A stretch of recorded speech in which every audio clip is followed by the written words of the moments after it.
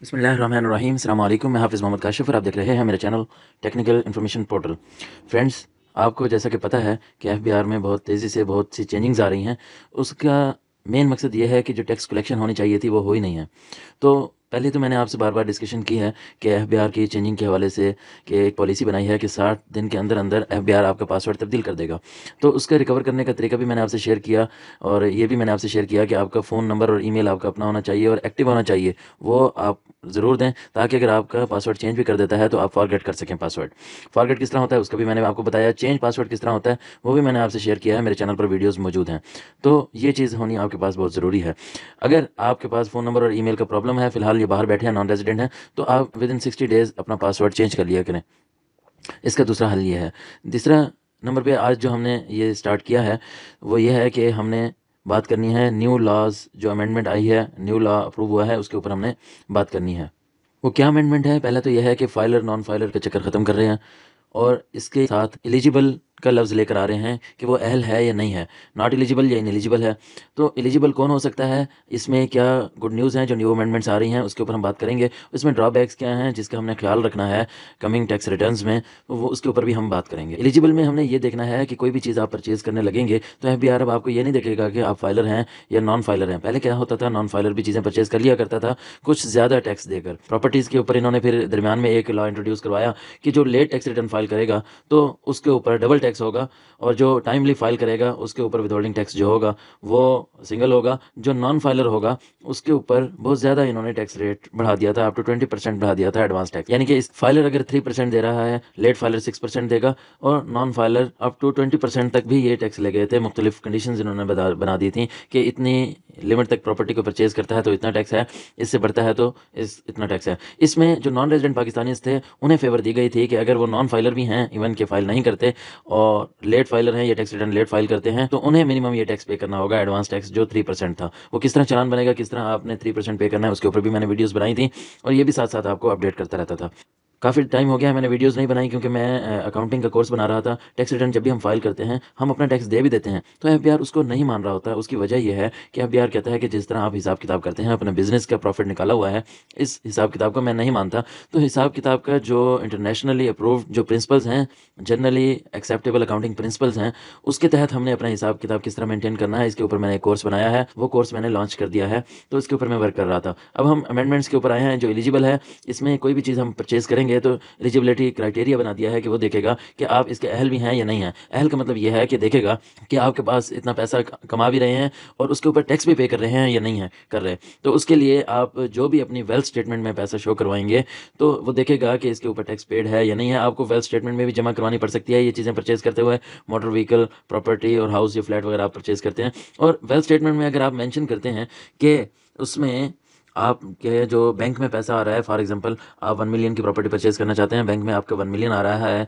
तो bank statement के साथ भी टैली करेगा कि क्या वाक़ई बैंक स्टेटमेंट में भी आपकी शो हो रहा है, बैंक बैलेंस में भी आपका शो हो रहा है या नहीं हो रहा। क्योंकि अब आपको पता है कि बैंक का रिकॉर्ड भी एफबीआर के पास मौजूद है और एफबीआर के पास आपका बैलेंस, आप जो पैसे निकलवाते हैं, जो जमा करवाते हैं, वो मौजूद हैं। तो ये आपको चीज़ें जमा करवानी पड़ेंगी और आपको ये एविडेंस देना होगा कि आपका ये पैसा कहाँ से आया है और इसके ऊपर टैक्स पेड भी है या नहीं है। जो सेलर होगा वो ये डिमांड करेगा और वहाँ पे आपका एलिजिबिलिटी क्राइटेरिया ये चीज़ें चेक करते हुए होगा परचेज़ करते हुए।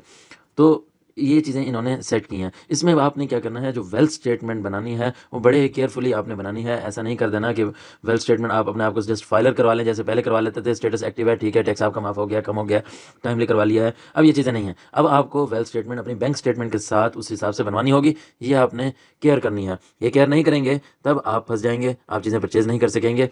कुछ थोड़ा-सा लिवरेज आपको देंगे, फॉर एग्ज़ाम्पल आपका 130% तक चीज़ें आप परचेज़ कर सकते हैं और लोन के भी इसमें क्राइटेरियाज़ हैं। आप लॉन्च शो करवाएँगे तो उसका भी प्रॉपर तरीका है, अदरवाइज़ वो भी आपकी इनकम ट्रीट हो जाएगी। इसके ऊपर भी मैं फर्दर वीडियो बना दूँगा कि कौन सा लोन एग्ज़ेम्प्ट है, कौन सा लोन एग्ज़ेम्प्ट नहीं है। अगर आप लोन भी लेके ये काम कर देते हैं, एक्चुअल लोन लिया हुआ है, तो उसके भी तरीक़ाकार है कि कहाँ आपको शो करवाना पड़ेगा। बैंक स्टेटमेंट की ट्रांज़ैक्शंस उसमें शो करवानी पड़ती हैं और इसके साथ-साथ आपके ऑनलाइन ट्रांज़ैक्शंस हों, यानी कि बैंक स्टेटमेंट में वो प्रूव आ रहा हो और जो दे रहा है आपको लोन वो भी एनटीएन होल्डर हो, वो भी रजिस्टर्ड हो एफबीआर में। ऐसा नहीं है कि वो रजिस्टर्ड नहीं है। तो सबका ये मनी ट्रेल देखा जाएगा, सोर्स ऑफ इनकम देखी जाएगी, कहाँ से वो पैसा आ रहा है। क्या उसके ऊपर टैक्स पेड है या नहीं है, वो सारी चीज़ें आपको देखी जाएंगी। अगर आपको एम्प्लॉयर इवन के लोन दे देता है, आपको उसके ऊपर सूद माफ़ कर देता है, मिसाल के तौर पे एक सूद है 13% चल रहा है, तो आपको 10% पे दे देता है, 3% जो है वो आपकी इनकम में ट्रीट हो जाएगा।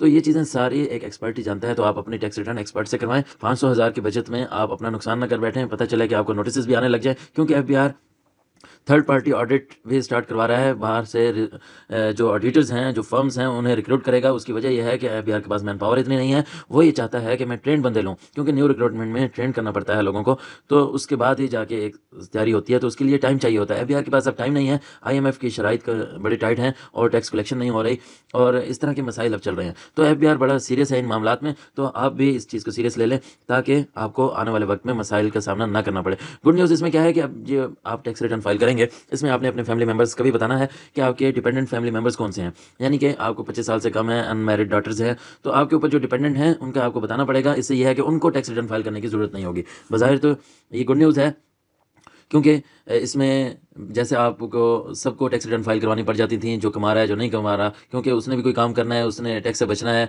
बैंक में भी फ़िल्टर लगे हुए हैं, 50,000 से ज़्यादा की ट्रांजैक्शंस होती है, टैक्स कटने लग जाता है, तो खाली टैक्स रिटर्न्स बहुत ज़्यादा आ रही थी। इस तरह क्या होगा कि खाली टैक्स रिटर्न्स कम आएंगी, एफबीआर के पास कम टैक्स रिटर्न्स आएंगे, उसका ऑडिट ज़्यादा अच्छे अंदाज में कर लेगा, उसकी पूछ-गूछ अच्छे अंदाज में कर लेगा। एक तो ये इसका एफबीआर का मोटिव है, और दूसरा ये मोटिव है कि आपके बच्चे जो छोटे हैं, 18 साल के हैं, जो स्टूडेंट्स हैं, एजुकेशनल एक्सपेंस से बचने के लिए, जो विदहोल्डिंग टैक्सेस कट जाते हैं, बचने के लिए टैक्स रिटर्न करवा लेते थे, तो ये सारे मसाइल चल रहे थे। एफबीआर को उन रिटर्न्स का कोई फ़ायदा नहीं है, टैक्स कलेक्शन तो उनसे हो नहीं रही, तो एफबीआर को तो कोई फ़ायदा नहीं है इस चीज़ का। तो एफबीआर ने ये कहा कि जो कमा रहा है वो अपनी टैक्स रिटर्न जमा करवाए, और साथ डिपेंडेंट बच्चों के बता दे कि ये डिपेंडेंट हैं, उनको टैक्स रिटर्न करवाने की ज़रूरत नहीं है, वो फाइलर या एलिजिबल ही ट्रीट होंगे। लेकिन उसका दूसरे लिहाज से ड्रॉबैक ये है कि जितने भी बच्चे आपके जो डिपेंडेंट एक्सपेंस कर रहे होंगे, वो आप जो इनकम शो करवाएंगे, फॉर एग्जांपल एक टैक्स पेयर है, वो कहता है कि मेरे 4 बच्चे हैं, ये वालिद हैं, तो ये कर रहे हैं टैक्स रिटर्न्स, उनकी भी एलिजिबल तो वो हो गए हैं, लेकिन जब वो एक्सपेंस करेंगे वो आपकी इनकम से माइनस होंगे।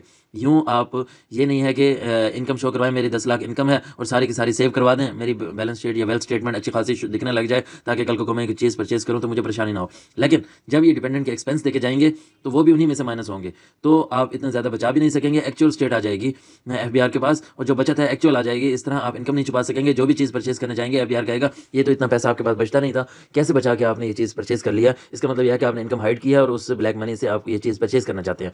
तो यहाँ से ये चीज़ भी एफबीआर चेक करेगा। और इसके साथ साथ दूसरी क्या चीज़ चेक करेगा कि कोई गिफ्ट वगैरह आते हैं, तो गिफ्ट जो बाप बेटे को दे रहा है, बेटा बहन भाई को दे रहा है, तो इस तरह जो एग्जेम्पशन थी वो भी सामने क्लियर हो जाएगी। वो पता चल जाएगा कि एफबीआर की फैमिली मेम्बर्स, जो भी टैक्स रिटर्न फाइल करवा रहा है उसके फैमिली मेम्बर्स कितने हैं, तो ये चीज़ें भी सामने आ जाएंगी। और इसका भी पता चल जाएगा कि अगर बेटा भाई को दे रहा है, इधर से आपने ये शो करवा दिया ये डिपेंडेंट है, इसको टैक्स रिटर्न कराने की ज़रूरत नहीं है, तो ये पैसा कहाँ से आ रहा है, वो बेटा बाप को किस तरह गिफ्ट दे सकता है, तो ये चीज़ें भी वहाँ से चेक होंगी। तो जब भी आप कोई चीज़ परचेज करना चाहेंगे, आपको रिसोर्सेज अपने शो करवाने पड़ेंगे, डॉक्यूमेंट्स हो सकता है एफबीआर भी कोई प्रिस्क्राइब डॉक्यूमेंट इशू कर सकता है, वहाँ पे आप अंडरटेकिंग दें या प्रूफ दें या बैंक स्टेटमेंट दें, ये सारी चीज़ें इसमें फर्दर क्लैरिटी भी आ जाएगी, ये चीज़ें चेक होंगी। और ये चीज़ें प्रॉपर्टी आप परचेज कर रहे हैं तो लैंड रिकॉर्ड वाले आपसे डिमांड कर सकते हैं, मोटर व्हीकल या मैन्युफैक्चरर डिमांड कर सकता है मोटर व्हीकल परचेज करने की सूरत में। इस तरह ये जो सेलर है वो भी आपका एक किस्म का ऑडिट कर रहा होगा, ये चीज़ें वो चेक कर रहा होगा, देन ही आप एलिजिबल होंगे। जो टैक्स रिटर्न फाइल नहीं करता वो तो वैसे ही नॉट एलिजिबल है। और इसी तरह जो प्रॉपर्टी सेल कर रहा है, लैंड रिकॉर्ड है, ये भी चेक करता है। जैसे कि मैं पहले भी वीडियो बना चुका हूँ, आपको बता चुका हूँ कि अगर 5 मिलियन से ज़्यादा है प्रॉपर्टी, आपने क्या करना है, बैंकिंग ट्रांजैक्शंस में वो प्रॉपर्टी परचेज करनी है। अब क्या हो रहा है, जो लैंड रिकॉर्ड वाले ये भी चेक करते हैं कि अगर आपकी बैंकिंग ट्रांजैक्शंस नहीं है, एक तो वो उसको करते हैं कि आप बैंकिंग ट्रांजैक्शंस करें, अगर बैंकिंग ट्रांजैक्शन नहीं है 5% मज़ीद फ़ाइन लगा देते हैं। तो ये चीज़ें कैटेगोरिकली इस पर एड्रेस किया जा रहा है, जहाँ जहाँ बचत होती थी, जहाँ जहाँ डाज दिया जाता था एफबीआर को, जहाँ जहाँ टैक्स की बचत हुआ करती थी, तो अब ऐसा नहीं होगा। तो इन चीज़ों का आपने ख्याल करना है। बेस्ट यही है कि आप अपना टैक्स पे करें, एक्चुअल जो पोजीशन है वो शो करवाएं, अच्छे कंसल्टेंट से अपनी टैक्स रिटर्न फाइल करवाएं। आपने अपनी टैक्स रिटर्न फाइल करवानी है, खुद करनी है, तो आप सीख कर करें। जितना पैसा आप कंसल्टेंट को देते हैं, इतने में ही मैंने एक कोर्स लॉन्च किए हुए हैं, आप कोर्स ले सकते हैं। और किस तरह आपने अपने बिजनेस का हिसाब किताब मेंटेन करना है, ताकि एफबीआर भी आपको उस हिसाब किताब के ऊपर कुछ ना कहे। वैसे भी आपको नॉन प्रॉफिट ऑर्गेनाइजेशन है, घर का है, कंस्ट्रक्शन करवाना है, हिसाब किताब मेंटेन करना है, तो आपको वो मेंटेन करना आता हो उन रूल्स के तहत जो कि जनरली एक्सेप्टेबल अकाउंटिंग प्रिंसिपल्स हैं, नॉर्म्स हैं, ताकि आपको किसी चीज़ का भी मसाइल ना हो। क्योंकि हर बंदा अपने हिसाब से बिज़नेस का या ये हिसाब किताब मेंटेन करेगा, तो उसको बहुत सारी अथॉरिटीज़ नहीं मानती। तो ऐसा तरीका दुनिया में कहीं भी चले जाएं, किसी भी बिजनेस को देख लें, कहीं भी आप इन्वेस्ट कर रहे हैं, इस कंपनी में इन्वेस्ट करना चाहिए नहीं करना चाहिए, अपना हिसाब किताब मेंटेन करना है। तो मैंने अपने कोर्स में ये भी बताया कि सॉफ्टवेयर में आपने किस तरह अपनी एंट्रीज करनी है। कोई भी सॉफ्टवेयर आ जाए, आपको 10 मिनट लगेंगे सिर्फ ये समझने में कि इसकी एंट्री कहाँ करनी है। बाकी चीज़ें तो मैंने अपने कोर्स में सिखा दी हैं, इवन कि मैंने एक्सेल पर भी सॉफ्टवेयर बनाना सिखाया है। एक काम करेंगे, बाकी सारी रिपोर्ट्स आपकी ऑटोमेटिकली जनरेट हो जाएंगी। तो ये बहुत ही ज़रूरी है। मैं कहता हूँ हर बंदे के लिए, कोई भी किस्म का हिसाब किताब रखता है, पैसा रखता है, कोई भी छोटे से प्रोजेक्ट का जिसमें प्रॉफिटेबल हो या ना हो, घर का कोई हिसाब किताब मेंटेन करना है, अपनी ज़ात का करना है, तो उसके लिए ये बहुत ही इंपॉर्टेंट है। बेसिक ये है और बहुत ही नॉमिनल प्राइस में मैंने ये किया है। ऑफर इसलिए किया है कि हम देखते हैं कि मसाइल आते हैं, तो उन मसाइल को एड्रेस करके जो हम देखते थे, तो मैंने ये कोर्स डेवलप किया है। तो आप ये ले लें। अपने टैक्स रिटर्न फाइल करना चाहते हैं तो टैक्स के ऊपर भी मेरा कोर्स मौजूद है। हिसाब किताब किस तरह मेंटेन करना है उसके ऊपर भी मेरा कोर्स मौजूद है, तो आप ले सकते हैं। इसमें हमने अपनी कंसल्टेंसी का स्पेशल पैकेज भी दिया है कि आपको साथ साथ कंसल्टेंसी भी चाहिए, तो उसमें भी हम नॉमिनल से चार्ज करके आपको साथ साथ गाइडलाइन भी देते रहते हैं। उम्मीद करता हूँ आपको मेरी वीडियो पसंद आई होगी। अगर पसंद आई हो तो मेरे चैनल टेक्निकल इन्फॉर्मेशन पोर्टल को सब्सक्राइब जरूर कीजिएगा। इसके साथ ही हाफिज मोहम्मद काशिफ को इजाजत दीजिएगा। नेक्स्ट वीडियो तक के लिए अल्लाह हाफिज।